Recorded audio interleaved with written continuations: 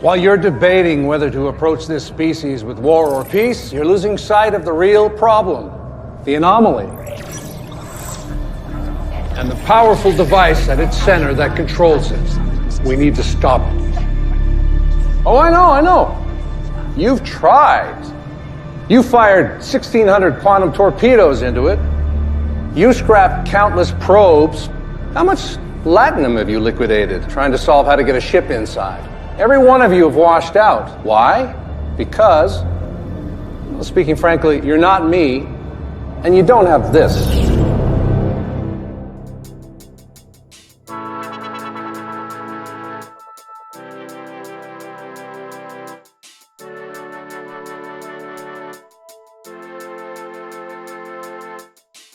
Hello and welcome to the Feminist Frequency Star Trek podcast. I'm Anita Sarkeesian, and this week we're talking about Star Trek Discovery Season 4, Episodes 6 and 7.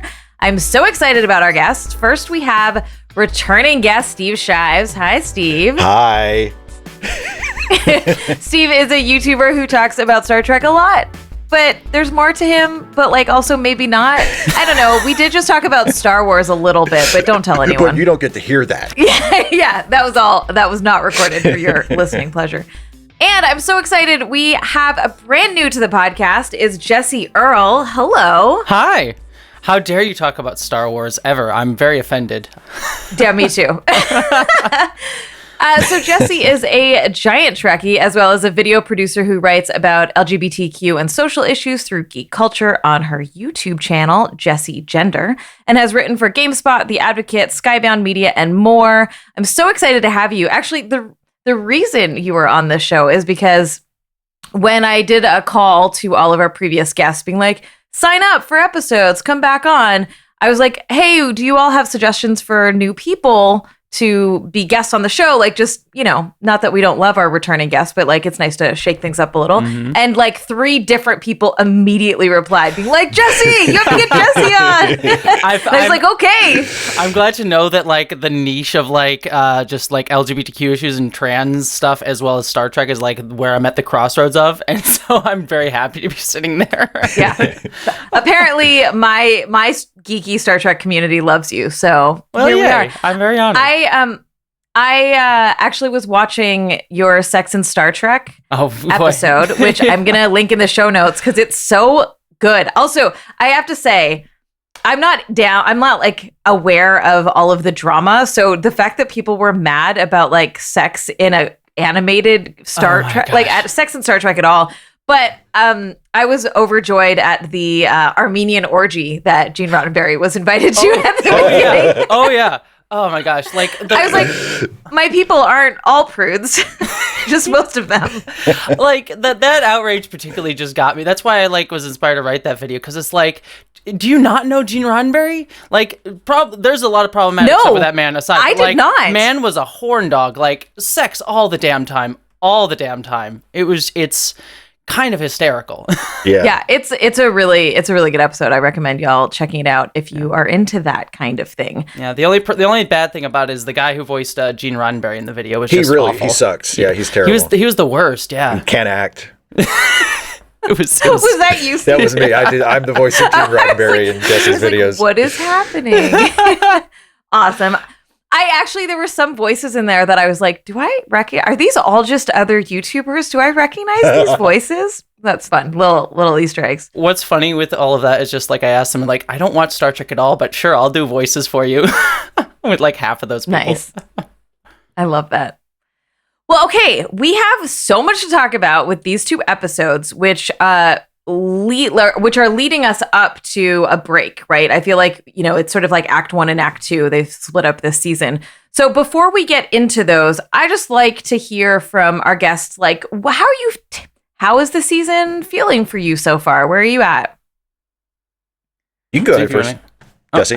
I've been really, really loving this season. I feel like in some ways, I'm missing a little bit of the Star Trek Discovery messiness that has been in previous seasons. Like, I am someone that, like, there are shows that are good, but like kind of boring and dull that I am like, oh yeah, this is good. But I love a hot mess of a TV show. That are like, I can talk for days about how like crazy and weird and strange the show is. And that was Discovery seasons 1 through 3 for me.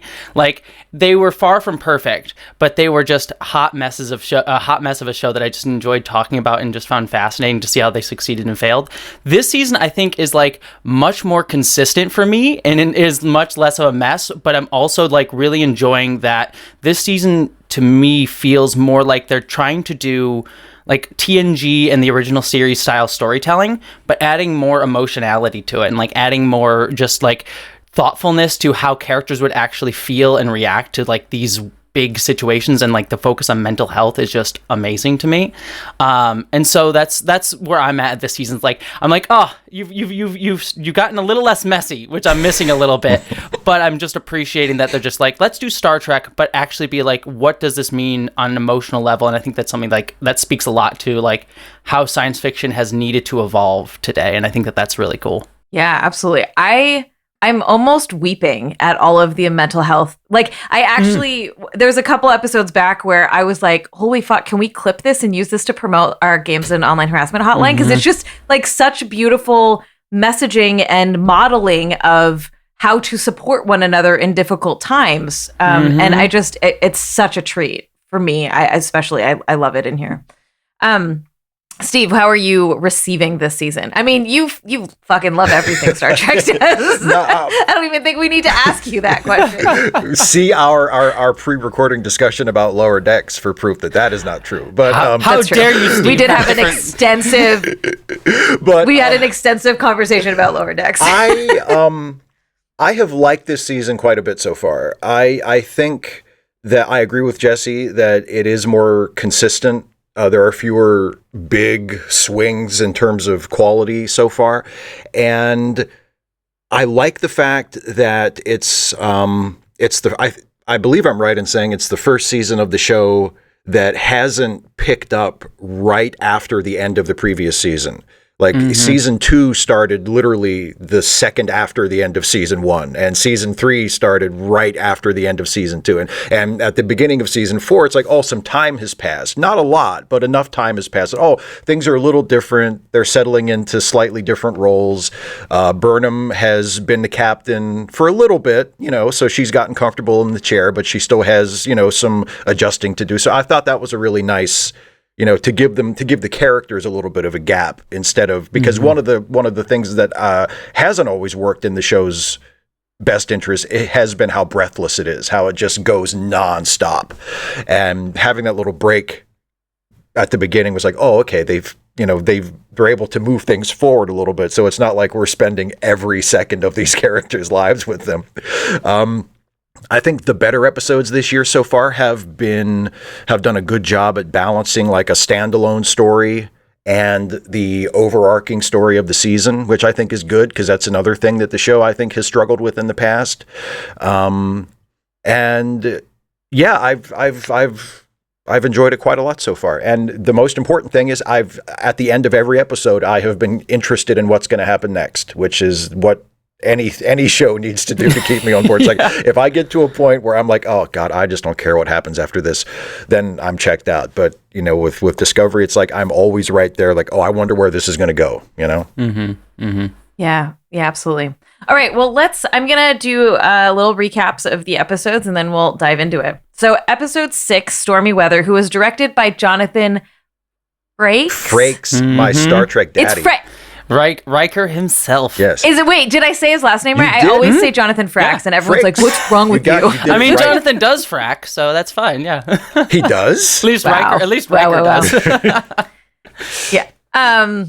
Yeah. We always love the episodes that he directs, except this one because it sucks. Sorry. Okay. Yeah, we'll get into that. So in this episode, we learn more about Zora, which is Discovery's ship's computer, and her sudden capacity for feelings. Gray has been playing a game to reintegrate into his body, and he suggests the same to Zora when she's having a panic attack. Discovery goes to find out more information about who caused the anomaly by going off into the rift, and then they get caught in the rift. It's a whole thing. It's a lot of we're all going to die stuff happening. So the crew, except for Michael, goes into the pattern buffer. The computer sings stormy weather to Michael while she's being burned alive. And That's how I want to go. The sense of humor is progressing. She survives. Nicely, yeah. And then Book is having visions of his father, who is a total dick and is trying to grapple with whether they are his hallucinations or just his subconscious. In episode 7, which is called But to Connect, there are two main plots here that are interweaving. One is Michael and Booker at President Rillick's assembly, where they're trying to take a vote on whether to destroy the DMA with illegal and dangerous weaponry or to approach the species with diplomacy. Shit gets intense. Michael and Book are divided. They basically have a breakup in front of the entire galaxy. Back on Discovery, Azora won't give up the coordinates of the species who caused the DMA. Remember, this is a species that is outside of the known galaxy. And a group therapy session ensues so everyone can talk about how they feel about Zora's sentience. And I might sound dismissive, but it was really fucking great, actually. So let's get into it. Okay, I'm going to start. I loved 7. I did not like 6. And the thing I want to just, call out with 6 is you immediately know it's a different director. Because they do that split screen thing. And then there's no other stylistic stuff in the episode. It becomes just a kind of ordinary episode in most ways. And I feel like if you described the episode to me, I would say this is a great Star Trek episode. It's got all the things in it, but it didn't quite knit together in a way that was emotionally resonant. Like, the crew is going to survive. Michael's going to survive. The tensions, I don't think were done very well. What the fuck is the pattern buffer? Do we know about that already? Because it's just we just have this thing that you can just go into. It all felt a little meh to me, outside of the Zora stuff, which I think is really interesting. Go for it, please. I would agree with you. I'm less down on episode 6 than I think you are, but I do agree it doesn't quite gel together as much as I would love it to. I will say the pattern buffer is definitely a Star Trek thing. In fact, I think it's more like an outright call out to Scotty. Way back in Next Generation, there was an episode where Scotty came back as he was trapped in the pattern buffer for forever.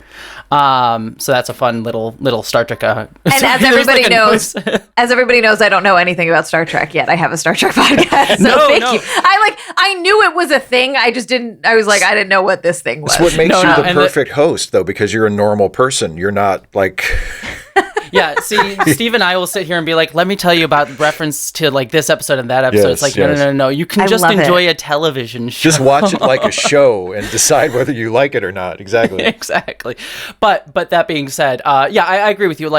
I really like that we got a little bit more of Gray this episode, who's a character that I really, really love. Number one, just for representing trans people in I think a really cool way this season in multiple different levels.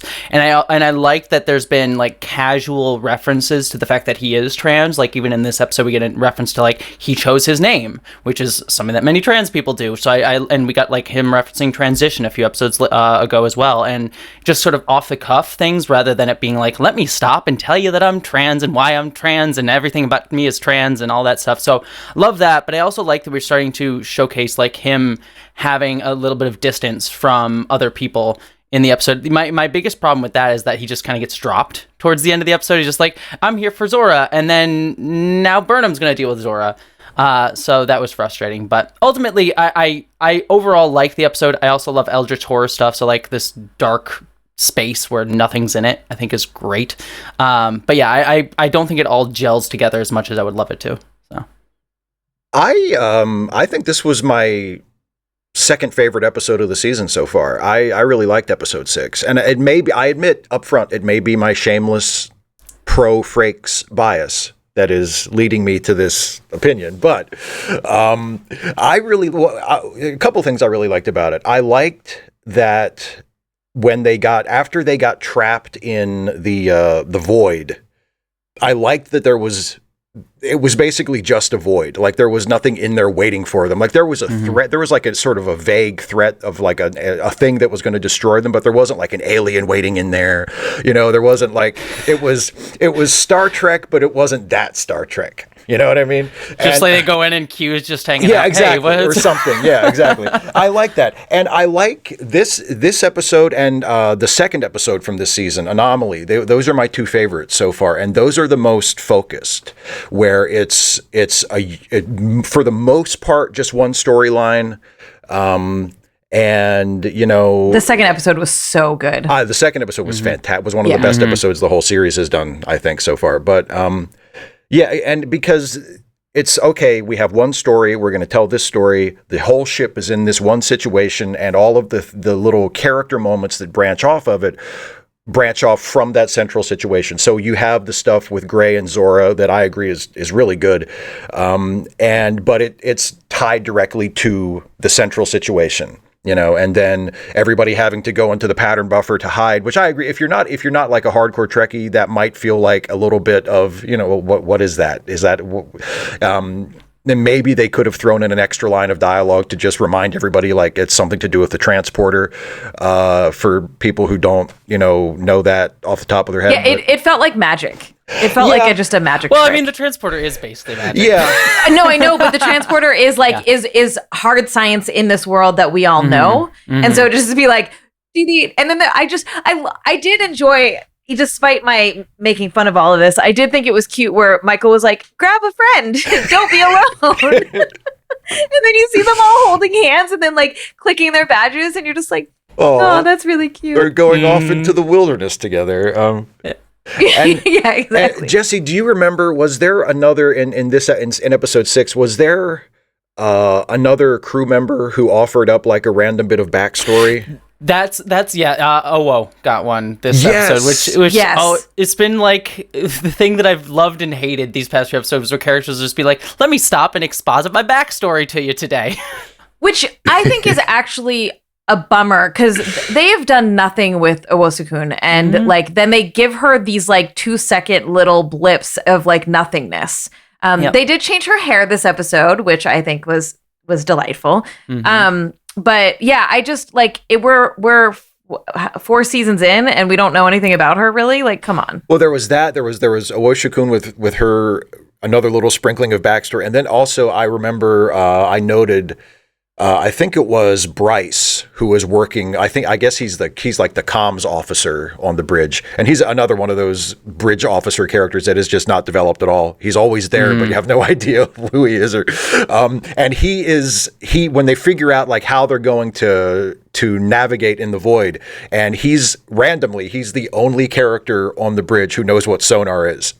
And because they're like, oh, we can send a signal out and then it'll ping and come back to us. And he's like, oh, like sonar. And nobody else knows what that is, but he knows exactly what it is and explains it. Like, oh, okay, good for him. He got a line. He got to be smart. You did it. You did good. You did good today. Yay. You read the history books. Exactly.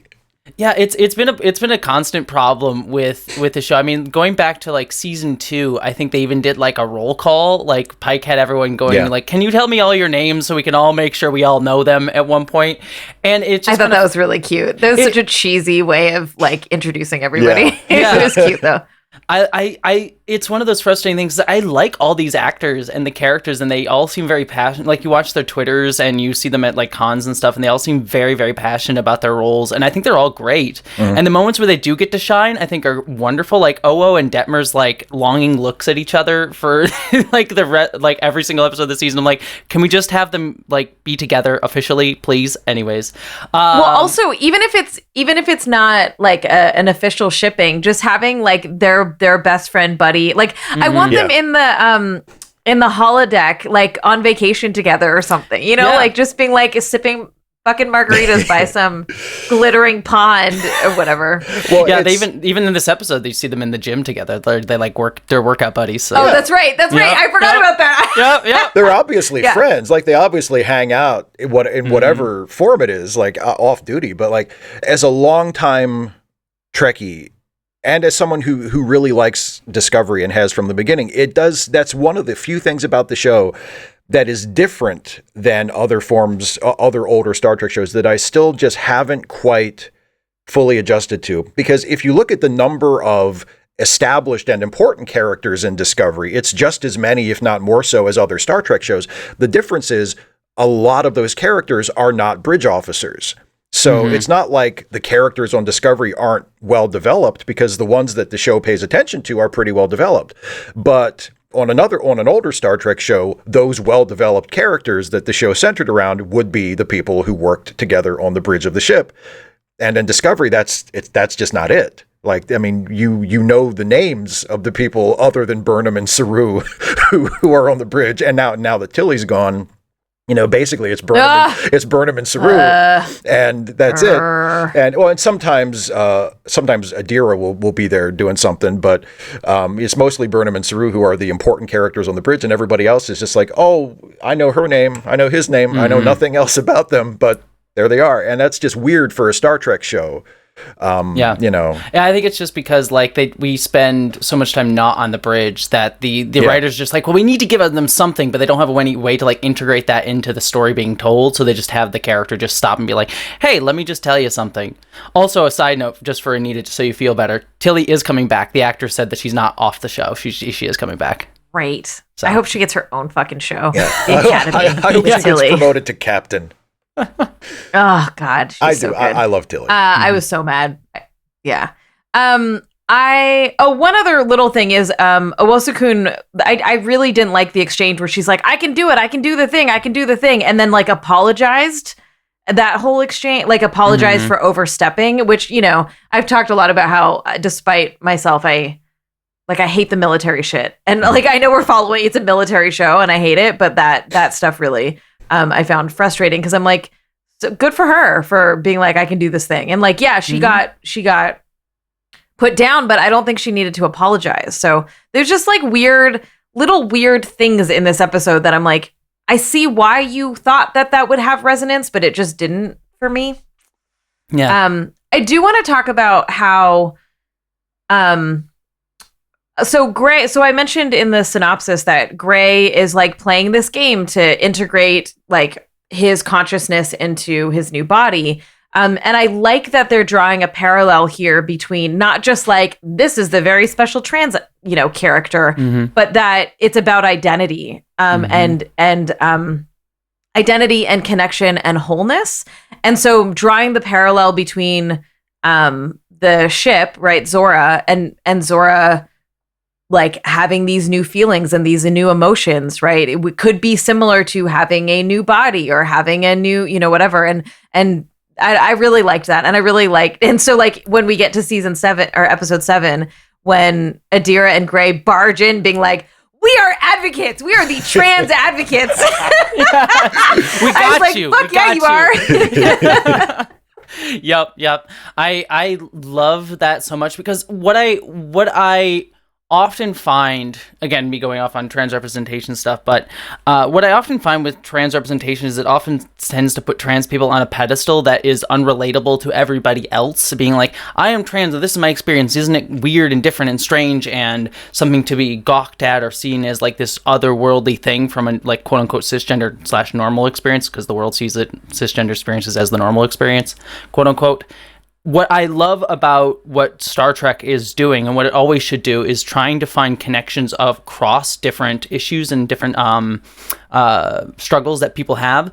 So these issues of identity that Gray is dealing with, both within his like sci-fi new body that he's got, the synth body that he has going on, stuff with Zora dealing with her identity and her coming into her own sense of self and personality, and then other characters also relating to Gray and Adira for their own like discovery of their own identity. I love that, because it shows like a trans experience is a unique one for sure, but it is also one that just shares so many similarities with everyone trying to access and discover their own identity. And I think that that's so cool. And it starts to deconstruct this idea of trans people as like this strange thing, but just another form of human experience. And that's what I think Star Trek always should be doing. Yeah, absolutely. I didn't draw that connection. I think it's so astute, right? That good. Yeah. I'm like processing this. I think it's great.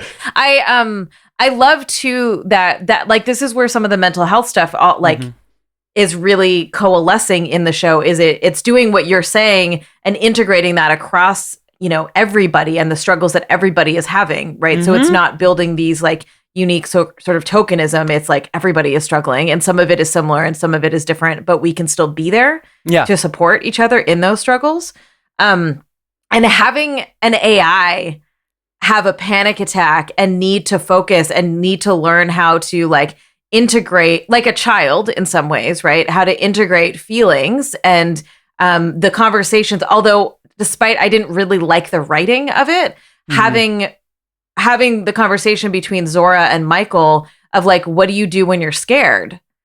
Right? Yeah. It's very like Inside Out from Pixar, right? It's like your feelings are not singular; they mash together.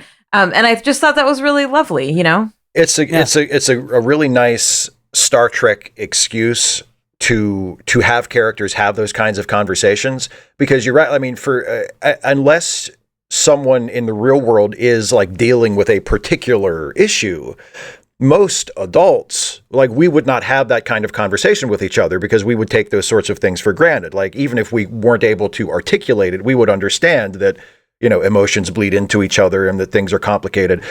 But there's this great excuse for these characters to have this conversation in the Star Trek show because, oh, you don't know about this yet. Like, you're still processing this and coming into this level of maturity so we can talk about it and it makes sense. And the show can address this thing that we all experience but don't always talk about in a way that actually makes sense for the show. And there's something else about the Zora stuff that I really appreciate.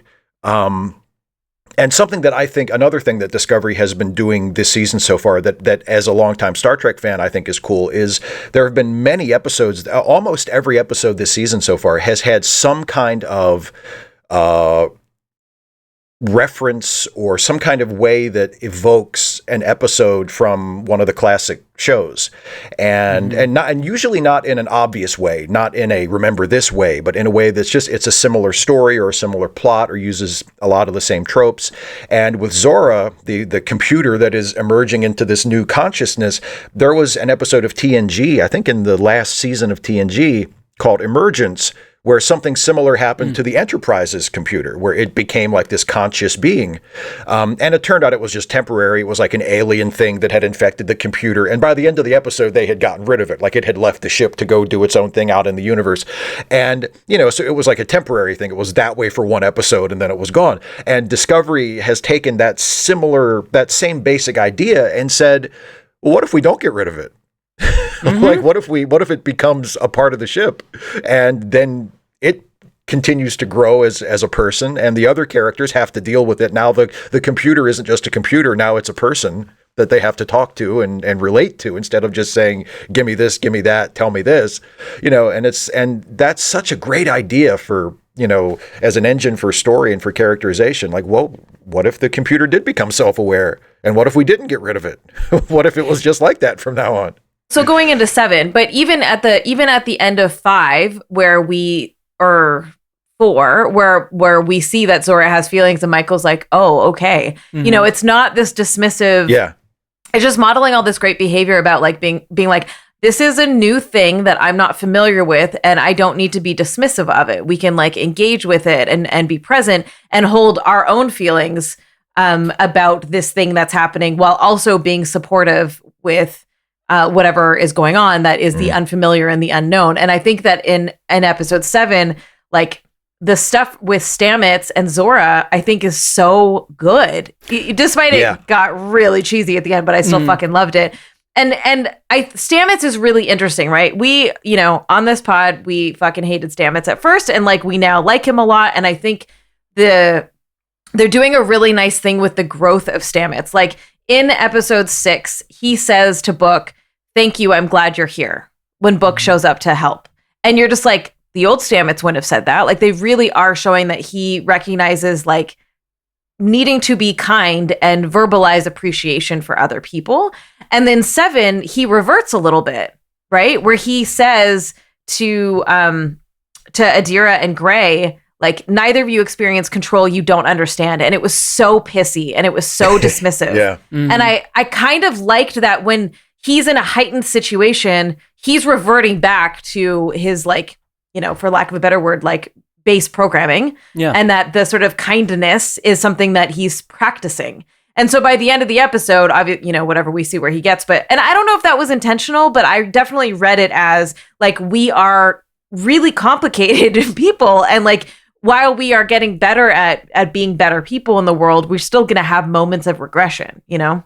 I agree completely with that. And like what I love about episode 7 getting into that is exactly like what both of you are talking about, in that I love that what Discovery is doing is saying like all this Star Trek sci-fi stuff is actually having a building upon effect on our characters, and it informs everything that we see going into each situation, as opposed to like other Star Trek shows where like each week is like you take the characters in isolation and very rarely do they have any sort of bring baggage from past stuff into the present. Here it's like all of that stuff that we've seen in previous seasons informs their reaction here. And what I love about 7, like complicating these characters, is how we've seen them like uphold these Star Trek ideals, and yet we also see in this episode, in both storylines, how past traumas that these characters have gone through are informing how they are relating to things now, and how it can actually inform and start to instill a form of prejudice and discrimination in their minds. Like with what I love about Stamets is like he brings up several times control, and saying like control was this thing that like was an AI that really hurt me, almost killed all life in the galaxy. Like I have this baggage that Adira and Gray don't have. Like their interactions with AI have all been fairly positive.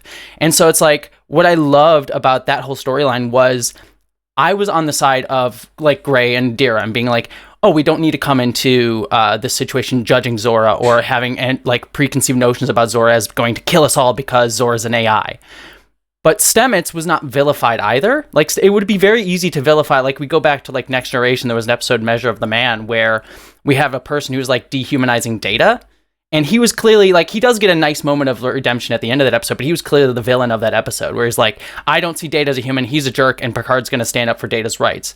Here, Stamets is playing that similar role, and yet he's not vilified for having that opinion. We actually understand and empathize with why he feels that way, because we've seen all the trauma that he's gone through.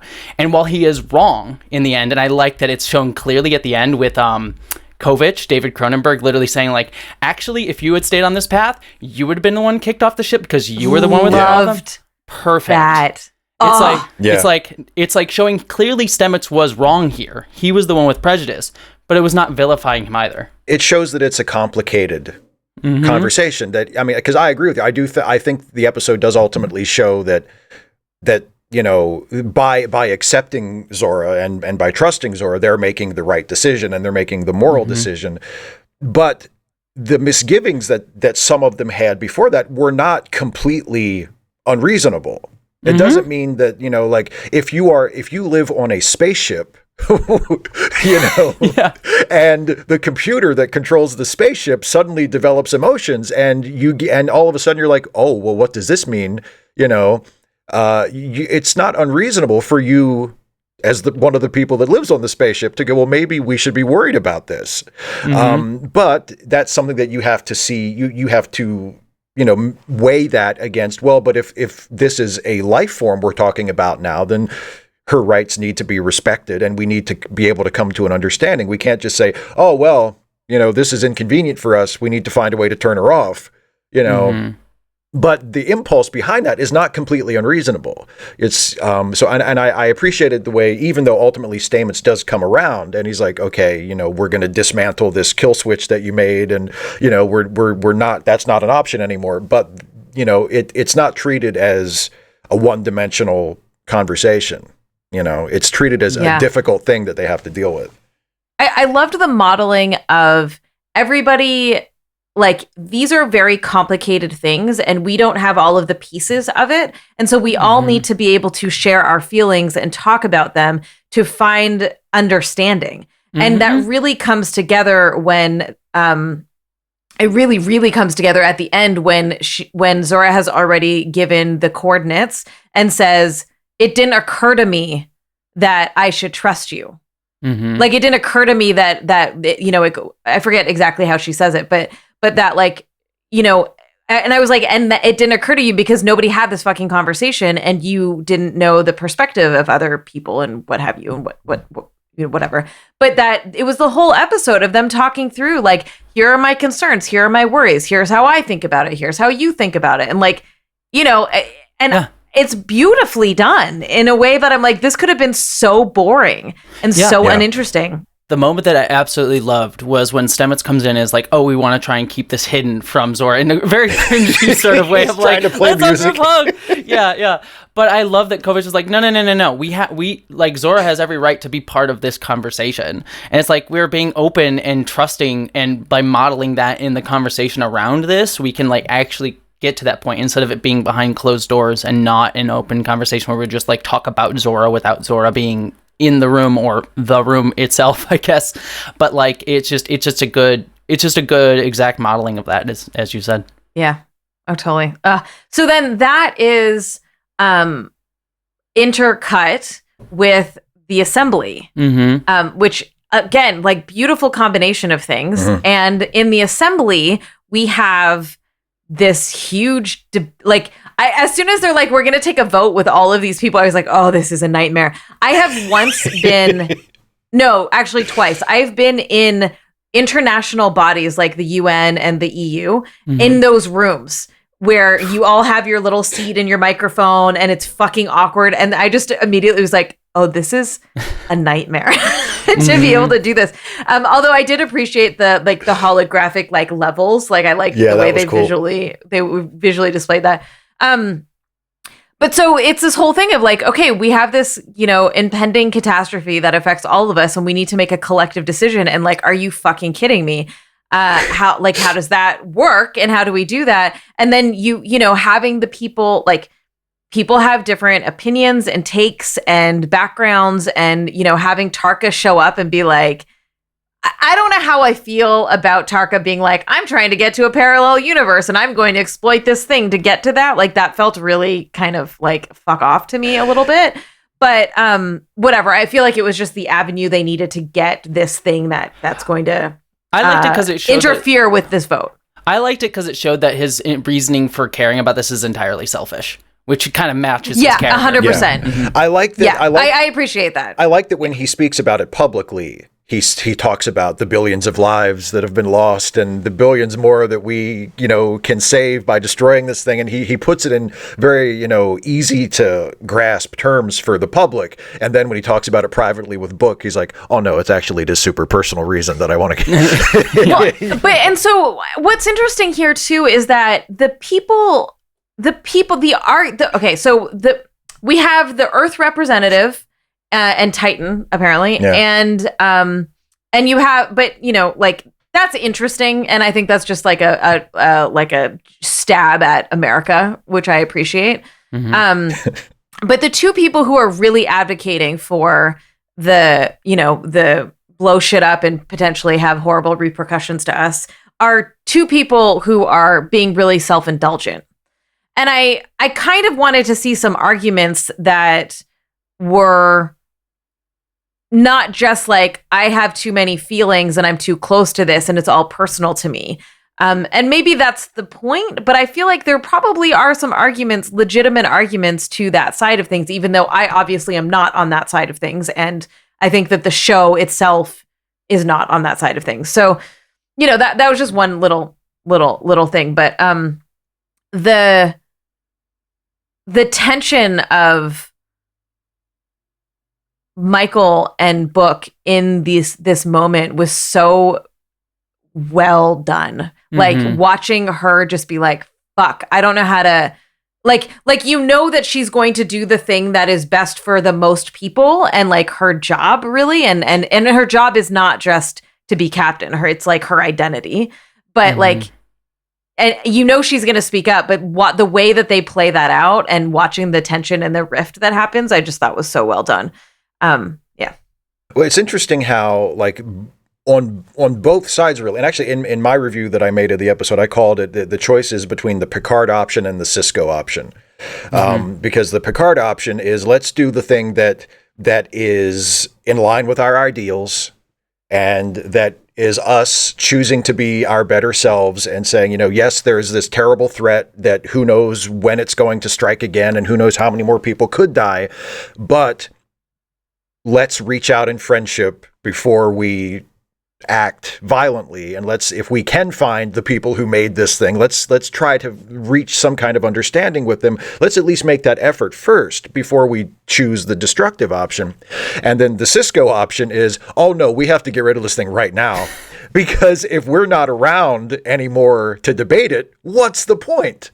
And there's and yeah, obviously the show is leading us to agree with Burnham ultimately, and to say, well, yeah, you can't just, if there's that kind of risk to the environment and that kind of risk of collateral damage, like, you can't just blow it up with this thing. And, obviously the better choice is to try to reach the creators and to have like a diplomatic envoy first. But again, it's not like the other side is completely unreasonable, because it's like, well, yeah, if this DMA can just show up next to any planet that it happens to show up next to and eat the planet and kill that's everybody. What I love about it. Yeah. And that's what I love about this sort of kind of binary that came out of the conversation of like, they're totally both reasonable. Yeah. Like, you can completely understand why you would land on both of them. And I think that the point here is that there are value, like, there's a reason this technology is illegal. There's a reason that Starfleet and the Federation have value, whatever, we're not going to talk about the Prime Directive, but that have certain values around diplomacy and all of that. And that you don't, like, the argument is, don't let fear and something being hard get in the way of our values. That, in fact, we have to hold on to those in these really difficult moments, right? And that the argument is, you either give up your values in order to do the thing that seems like the option that will save everyone right now, potentially, or you hold on to your values and you do what is right. And I think that is,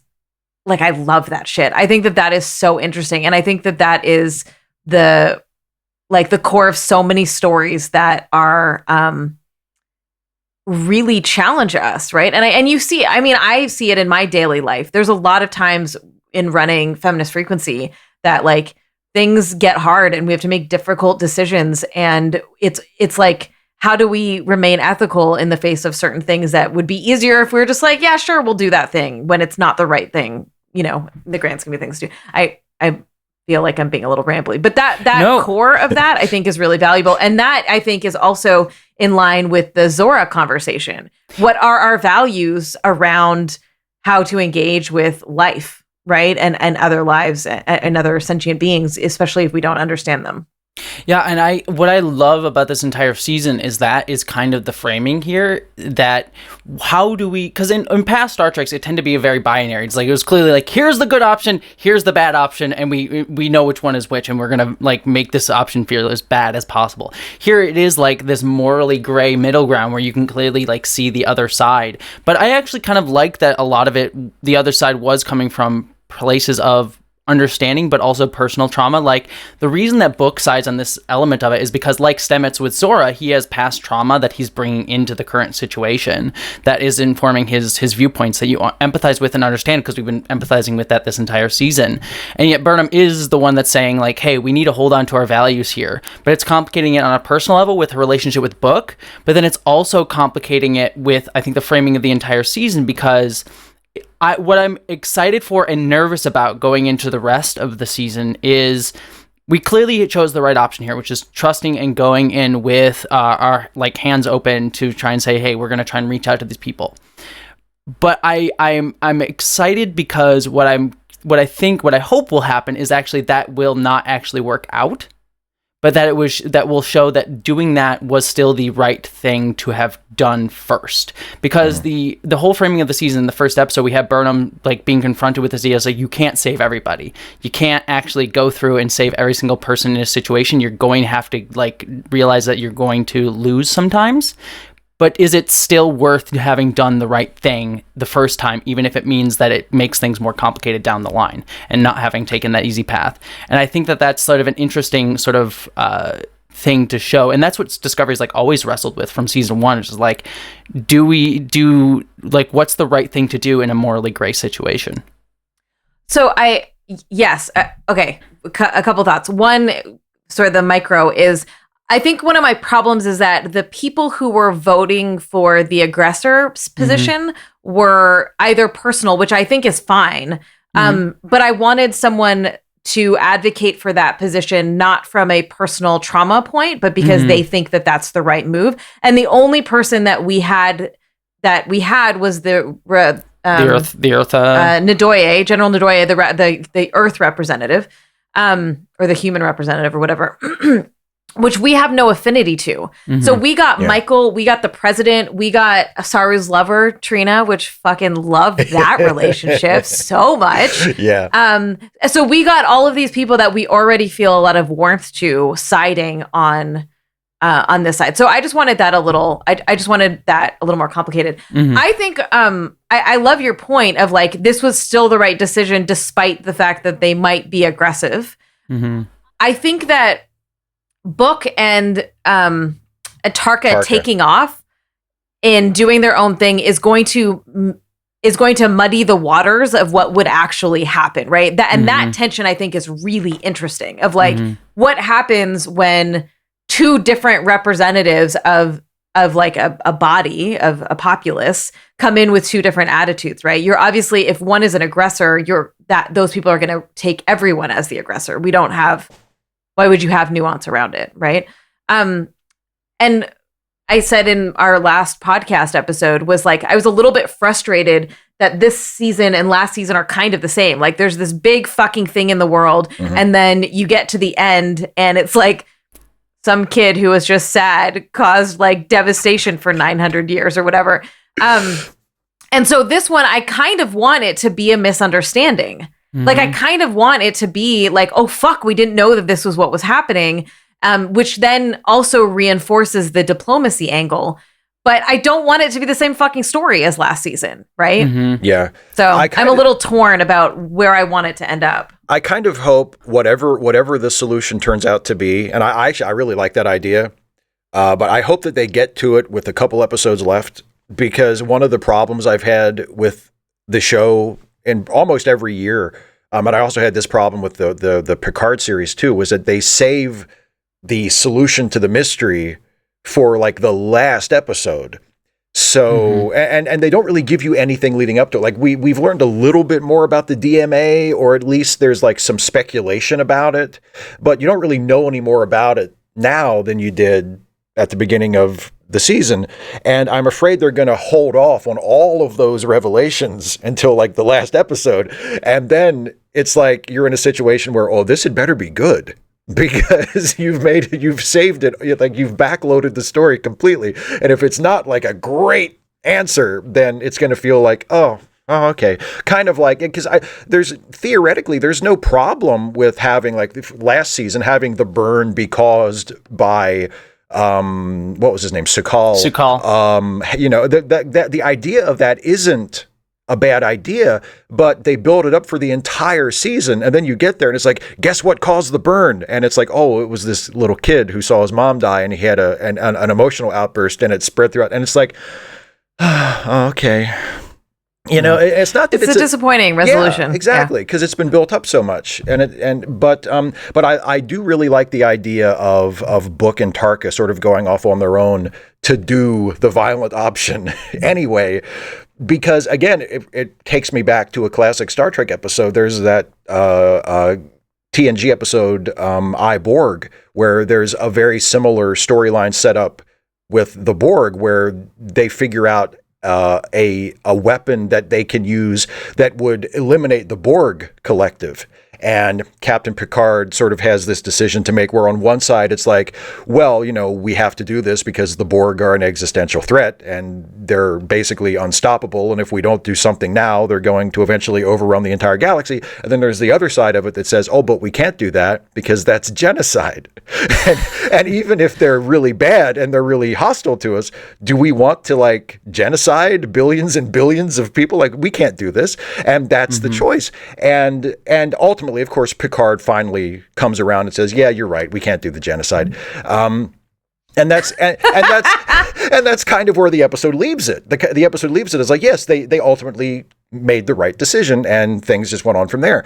But wouldn't it have been interesting if Picard had made the right decision, but then someone else on the crew had said, wait a minute, they're going to kill everybody. And then they went and did the genocide anyway on their own accord. And that's kind of what Book and Tarka are doing. It's like the authorities have made the morally right decision. And these two characters have been like, yeah, but screw that. And granted the introduction to parallel universes, I'm like, oh, are they setting some stuff up for the next season here again? Are we going to do this fucking mirror universe shit again? But I really hope not. The other thing is that they're not going to meet the species, right? They're going to just break up. So now there's two things happening. Discovery was originally theoretically going to go off and try to find the species, but now Discovery needs to go to the rift or whatever the source is that they've identified, which is not the same location as far as my understanding. I wouldn't think so. To stop them from doing this thing that's going to cause devastation. We don't know the ramifications of that as it's known to that species. Yes. Right? Like, is it part of their life form? Are we going to commit genocide on them? Is it have nothing to do with them? Like, I think that's an extra complication to the parallel you're drawing, Steve, around, like, it's not just that it's going to harm us potentially, but we don't have no idea what the consequences are to these other people. And we can't even go and talk to the other people because the show centers around this crew, and this crew is the only one that can do anything, so they can only do one thing, right? Right. Can't we send like another ship? It's like we got the Voyager going on. Like, send that guy. Yeah, what's up with Voyager?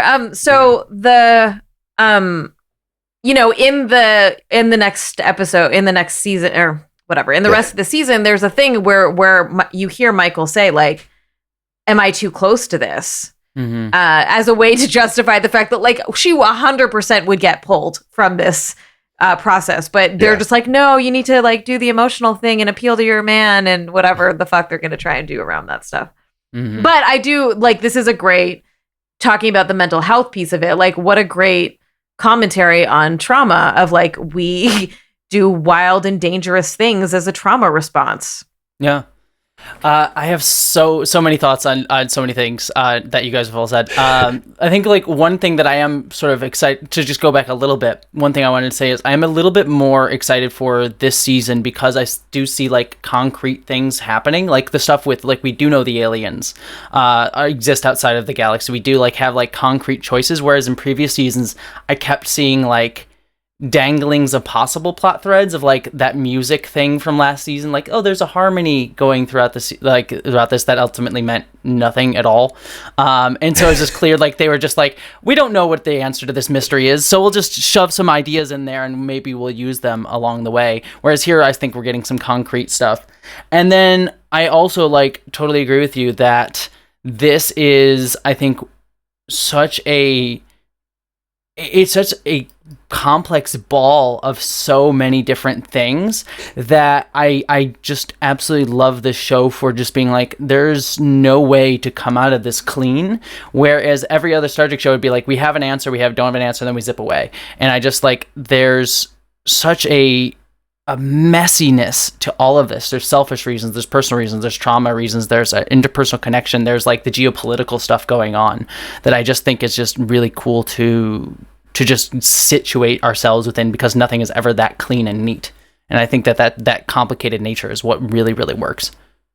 Well, and it's interesting when you get your characters into a situation where either where there is no perfect option for what to do, or you can see how a heroic character could do something less than heroic, but still for a heroic kind of reason. You know, like Book doesn't want to destroy the DMA just because it blew up his planet. I mean, he's obviously feeling that, and there's, whether he says it or not, you can just sort of imagine, like, well, wouldn't you want revenge if your entire planet had been destroyed by this thing? Wouldn't you want to blow it up? I would. But the people who say, like, well, it's an ongoing threat, they're right. There are reasons to want to get rid of it as soon as possible. So, if Book or, to a lesser extent Tarka, are able to do something reckless and dangerous and, destructive, it won't be because they've fallen from grace or they've, become bad guys or whatever. They're acting on what could be interpreted as heroic motives, but they're just doing something that, that is against the principles and the values that the show is telling us we need to uphold. And I really like that. Like, it reminds me of, some of the better episodes of Deep Space Nine, where you saw, after a certain point, that was all Deep Space Nine was like the heroic characters doing really, really morally questionable things. But it was because they had been backed into such a corner that it was like, well, what else are they going to do? What would be interesting that the show's not going to do at all is if Tarka and Book succeed, and it doesn't cause any repercussions, and there's no harm, or to the harm isn't to the known galaxy and the people. It's maybe to the other people, or, whatever. I just think there's something interesting to and that's just not dramatic, right? That it's not like an interesting, dramatic, conflicty storyline. But I feel like there's something really interesting about what if they do succeed? What if that was the right move? I actually really love that it's like if they stop it and it actually causes no harm to us, but only harms the other people, because then it's just like, oh, do we only take care of ourselves at the expense of other people, but also realizing that we would have been harmed if we hadn't done this. And it's just like an interesting commentary on oh, do we only think of ourselves in this situation, but also understandably so, because we would have all died, but we're doing it at the expense of these other people, and what right do we have to take from them, but also they were harming us. And I actually really love that, if it's actually just stopping this thing causes us zero harm, but only harms whoever these people that created this thing are. I think that's actually that would be a really cool sort of morally messed up situation. Yeah. So I'm so excited for the rest of the season now in a way that I wasn't before, which I feel like is going to disappoint me, to be honest, because I just, then it's going to be we'll see what happens. I fucking loved this episode, and it made me really excited for what's coming next. That's awesome. All right. Well, let's do some quick episode ratings. So we rate things here on our dumb podcast based on whatever scale you would like, in whatever form you would like, and you can rate the show separately, the episodes separately or individually. I will start to model the behavior. I thought it was so dumb when Tarka said it's not a bug, it's a feature, as if that's something that they would still say 930 something. No, well, over 1,000 years into the future. So I'm going to rate these on a spectrum of bug to feature. And I am going to give episode 6 so if bug is 0 and feature is 10, episode 6 is a 5.5. And episode 7 is going to be a 9. I loved it. I really liked this episode. Maybe a 9.5. Oh, we're really? We're going to go there? I don't know. Anyways, yeah. that's my report. Okay. What do you got, Steve? Okay, so for episode 6, we didn't mention this, but episode 6, Burnham has appropriated the holographic family tree gimmick from the previous episode. Right. So I will rate this on a holographic family tree scale, and for episode 6, I will give it 4 out of 5 holographic family trees. And for episode 7, at the end of episode 7, Saru brings that succulent plant to his Vulcan girlfriend from Kaminar. So I will rate episode 7. I will give it 3 out of 5 Kaminarian succulents. We did not talk enough about that fucking relationship. Oh my God. And just the thoughtfulness of the gift and the ways that they make googly eyes at each other. And it's just, and she's like, I have more than a moment. And you're like, yeah, you do, baby. Yeah. I love it. Yeah. I also love so cool. Okay.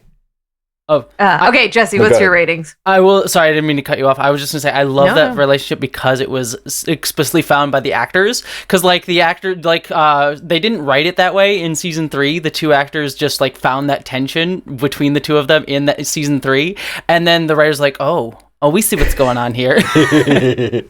So it's Nice. now they're having tea together. It's really nice. Anyways, I will say for episode 6, right? 6 was the first one. There was the disintegrating dot that like screamed, which like we're talking about sentient AIs and all that stuff, and like no one's giving a crap about the personified robot that just screams to death. It did scream. That's right. Yeah, no one cared. It's like, Oh, well, well, we got that more. thing died horribly. It's fine. So I will give episode 6 a 6 disintegrating, screaming, existential, dying dots out of 10. And then episode 7, because we see the return of the butterfly people, who I absolutely love. I love the butterfly that's people. right. Yeah. I will give that 9 butterfly people out of 10. So. Hell yeah. All right. Okay, that's it for this episode. Thank you both so much for taking time on your New Year's Eve when we recorded this to have this conversation. Where can folks find you, find your stuff? You both do like episode reviews of Star Trek. So if you're wanting more of that, where can people get that? Jessie, why don't you start? Yeah, I'll do the whole rigmarole. You can find me at Jessie Gender on YouTube, where I do different video essays on LGBTQ issues and trans issues and other stuff through pop culture and geekdom, mainly Star Trek, but also all the other stuff. So if you're looking for any of that, that's there. I also have another podcast of my own, which I do with a friend of mine, Council of Geeks, who's another YouTuber, where we review every episode of Farscape, because that's a lot of fun. And also, Shut up! Have me on. we should. We actually should. I just rewatched all of Farscape. Oh my God, I love Shut up! It's like Can I come on for the sexy jazz porn episode? Sadly, we're almost done, but we might like do an end of the show, because we've been going episode by episode. But we might do a big podcast that's like the end of the show and like reviewing everything. So I'll actually talk to. I love that I'm like forcing you. I just met you, and I'm No. like, I have to be on this Put thing. me on your I've been show, talking please. about wanting to do a Farscape episode, and I was just like, it's not going to happen. So It's such I'm going a to get on someone weird- else's bandwagon. It's like so weird, It's so fucking strange, kinky in strange ways too. It's really strange.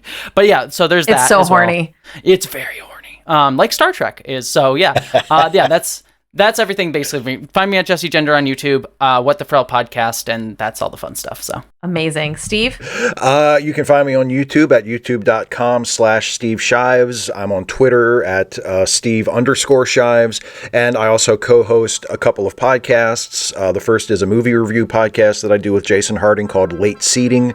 And then there is a Star Trek themed improv comedy podcast that I do with Jason and our friend Dana called The Ensign's Log. And you can search for both of those and find those. Those are pretty cool too. So there you go. Amazing. And we will link all of those in the show notes. So, y'all, we will be back in February when Discovery picks back up in February with even more guests. And can't wait to see y'all then. Thanks for listening. Bye.